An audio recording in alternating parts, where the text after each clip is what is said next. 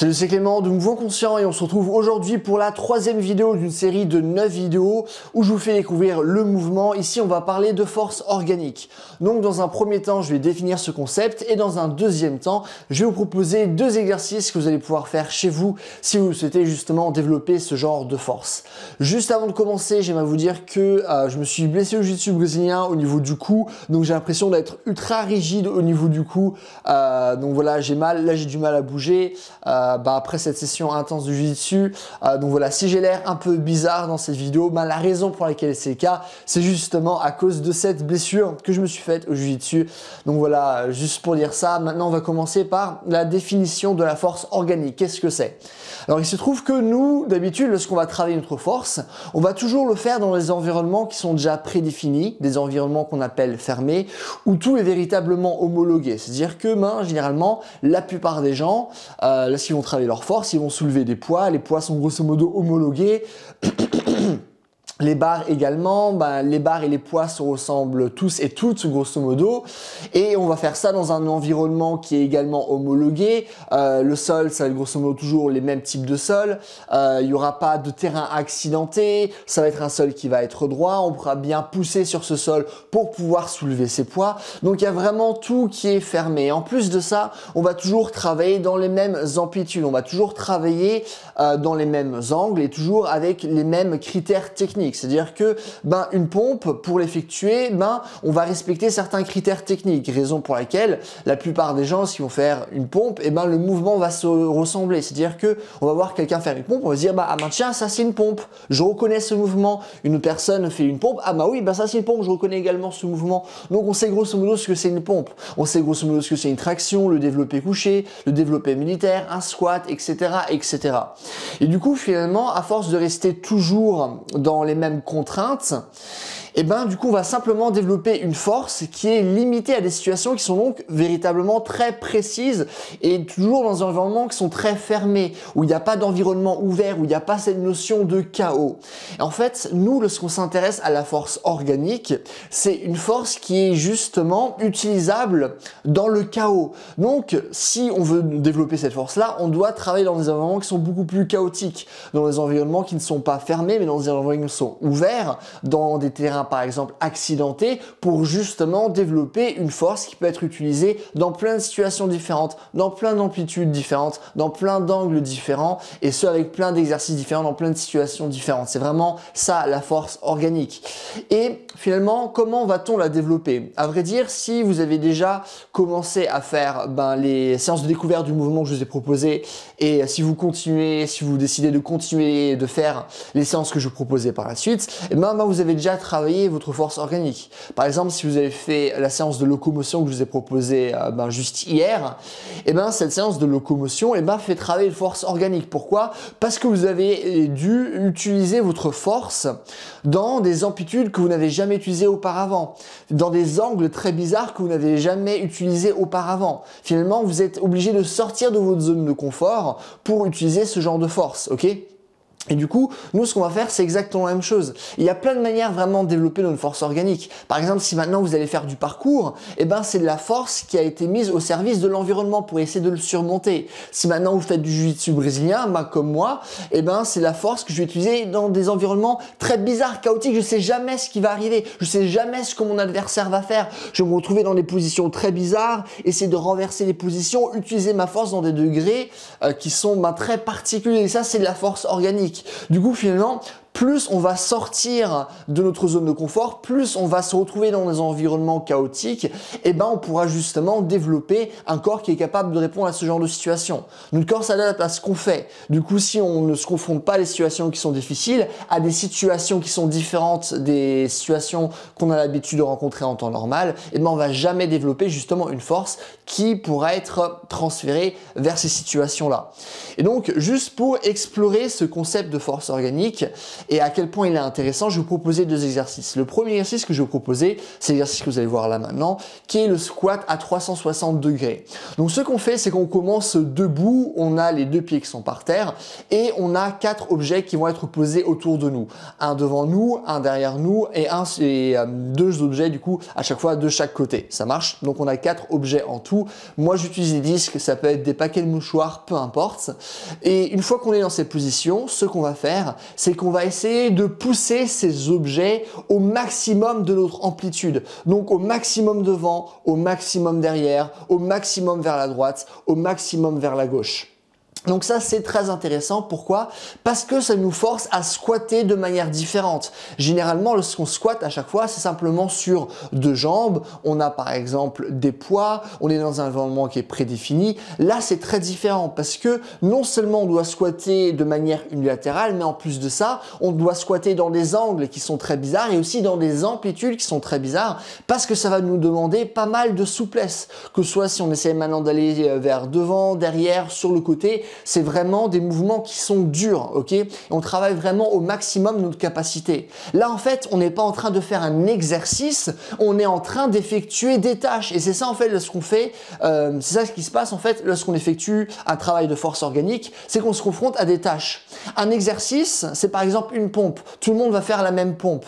Une tâche, c'est effectuer, du coup, une tâche en tant que telle, mais pour l'effectuer, chacun va s'organiser de manière différente. C'est-à-dire que moi, je vais faire cet exercice d'une certaine manière, vous allez faire cet exercice d'une autre manière. Je vous donne pas de critères techniques à respecter. Je vous dis pas gardez le dos droit, redressez-vous, écartez les jambes, ce genre de choses. Je vous dis rien. Tout ce que je vous demande de faire, c'est simplement de pousser ces objets au maximum de votre amplitude. C'est tout. Ça, c'est le critère de réussite, mais il n'y a pas de critères techniques.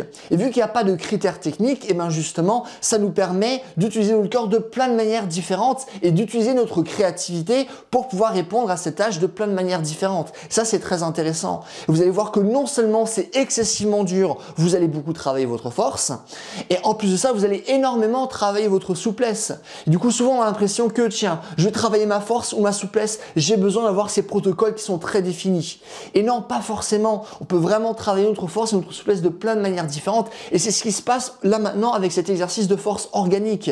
On développe cette force, cette souplesse dans les amplitudes qu'on n'a jamais travaillé auparavant. C'est vraiment très bizarre. Et justement, ça nous développe une force qui est transférable dans plein d'autres domaines parce que justement, on est capable de résister à des situations qui sont bizarres. Ok ?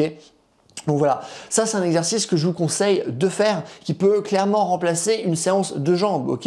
Faites simplement cet exercice, vous travaillez votre force, votre souplesse, votre coordination également, c'est excessivement bien.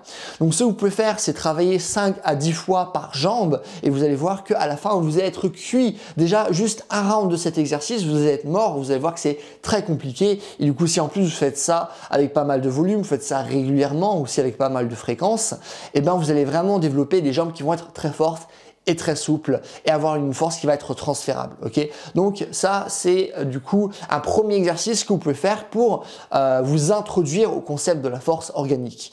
Donc ça c'est un exercice qui concerne davantage le bas du corps. Maintenant on va voir un autre exercice qu'on va effectuer avec le haut de notre corps. Ça c'est un exercice qui est plus intéressant si on le fait avec un partenaire. Néanmoins là je vous montre à chaque fois l'exercice que vous pouvez faire seul pour être sûr que vous allez pouvoir les faire et pour être sûr que vous allez pouvoir être introduit au concept de la force organique. Donc ce que vous allez faire, c'est que vous allez commencer en position de full squat. Vous pouvez également légèrement surélever vos talons si vous n'avez pas suffisamment de souplesse pour être dans cette position-là.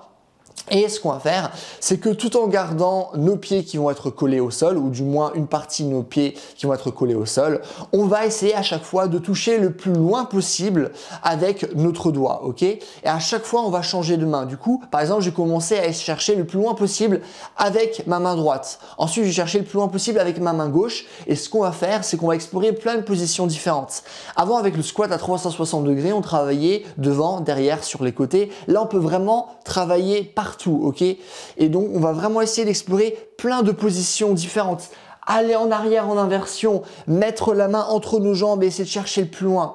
Et du coup, ça c'est vraiment très intéressant parce qu'on va beaucoup travailler la force de nos bras, que ce soit de manière bilatérale au début, hop, tiens, je me mets en position et après j'essaye de tenir, mais on va aussi travailler de manière unilatérale. Ce qui est intéressant de travailler de manière unilatérale parce que généralement lorsqu'on se blesse, on se blesse rarement les deux bras à la fois ou les deux chevilles en même temps. C'est toujours une cheville ou un poignet, ce genre de choses. Donc plus on va habituer notre corps à travailler de manière unilatérale, et bien plus ça va être intéressant d'un point de vue du réduction des blessures et d'un point de vue de la performance de manière générale. Et donc là aussi, on travaille dans des angles qui sont très bizarres, on travaille dans des amplitudes très bizarres. Et c'est ça qui va nous permettre justement de développer une force qui sort de l'ordinaire. Et donc c'est ça ce qu'on appelle là aussi la force organique. Donc moi ce que je vous conseille de faire, c'est faire différents rounds de plusieurs minutes. Donc par exemple, vous pouvez commencer par 5 rounds de 1 minute et pendant 1 minute, vous enchaînez. Après, vous pouvez faire 5 rounds de 2 minutes, de 3 minutes et vous allez voir que à la fin, vous allez être cuit et là aussi, vous allez développer votre force, votre souplesse, votre coordination et ce de plein de manières différentes parce que vous allez vous retrouver dans des situations dans lesquelles vous n'êtes jamais retrouvé auparavant. Et ce qui est donc très intéressant, comme je vous l'ai dit juste avant, c'est de le faire avec un partenaire. Et du coup, c'est le partenaire qui vous dit, tiens, avec ton doigt, tu vas toucher là. Avec ta tête, par exemple, tu vas toucher là. Et du coup, ça, c'est beaucoup plus dur parce que souvent, lorsqu'on fait les choses par nous-mêmes, on a tendance à rester quand même d'une certaine manière dans notre zone de confort. Et lorsqu'une personne maintenant nous force à faire ça, là, on est obligé de le faire et de sortir davantage de notre zone de confort, ce qui rend cet exercice encore plus intéressant. Et donc, c'est vraiment ça, la force organique, une force qui peut être utilisée en dehors des schémas traditionnels de la force. Pourquoi? Parce qu'on veut avoir un corps qui est capable de répondre à plein de situations différentes. Et pour ça, il faut se confronter à plein de situations différentes. Donc là, c'est simplement 2 exercices qui vous permettent d'explorer le bas et le haut de votre corps. Vous faites ces 2 exercices dans une séance, ça vous permet de véritablement travailler l'entièreté de votre corps. Et que ce soit en force, en souplesse, en coordination. Maintenant, vous avez une belle introduction. Utilisez ces différents exercices dans vos séances. C'est pas suffisant de simplement regarder les vidéos. Faut tester pour vraiment intégrer émotionnellement ces différents concepts. Et voilà, c'est tout ce que j'ai à vous dire dans cette vidéo. Si vous avez des questions ou des choses que vous ne comprenez pas, n'hésitez pas à les mettre dans les commentaires. Je réponds à tout le monde comme d'habitude. Si vous avez aimé ces vidéos, n'hésitez pas à mettre un j'aime, comme ça ma vidéo sera mieux répertoriée, ce qui est cool pour moi. Sachez également que donc ça c'est la 3e vidéo d'une série de 9 vidéos. Je vais mettre toutes ces vidéos dans une playlist. La playlist, vous allez pouvoir la trouver à la fin de cette vidéo. Cliquez dessus, vous allez avoir toutes les vidéos YouTube que j'ai faites à ce sujet-là. Donc si vous voulez en savoir davantage sur le mouvement, pour l'instant j'ai fait du coup une séance sur tout ce qui est mobilité de la colonne vertébrale, force, souplesse, spinal waves. La 2e séance de découverte, c'est la locomotion, l'art du déplacement. Là, on est à la force organique. J'ai encore donc 6 autres vidéos que je vais tourner. Là, je fais une vidéo par jour pour justement vous permettre d'avoir accès à toutes ces séances-là. N'hésitez pas à aller sur cette playlist. C'est vraiment du contenu qui est très intéressant. Vous allez tout trouver vraiment nulle part ailleurs. Donc, regardez ces vidéos. Et dernièrement, si vous voulez un programme qui prend en compte ce genre de choses, qui parle de mouvement, qui parle de force, de vitesse, d'endurance, de souplesse, n'hésitez pas à aller sur mon site. C'est le premier lien dans la description. C'est un programme qui mêle théorie et pratique pour vous proposer une véritable formation pour apprendre à mieux bouger avec votre corps. Et en attendant, passez une bonne journée. Bye.